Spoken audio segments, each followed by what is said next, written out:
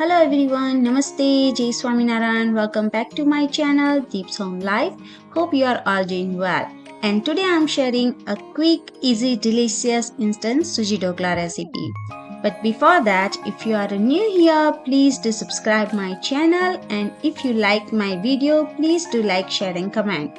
Thank you so much. So for this recipe, you will need a 1 cup suji, half cup curd, 1 tablespoon lemon juice, 1 tablespoon oil, salt to taste and 2 tablespoon green chili paste. Mix well with water. Make batter according to Dokla consistency. We don't need too much runny batter. Now lastly, add baking powder. I'm using here baking powder, but you can also add ENO. Mix well and pour this batter in a steamer plate. Sprinkle some sesame seed and red chili powder and let it steam. After 10 to 15 minutes, check it with knife. If it comes out clean, dokla is ready.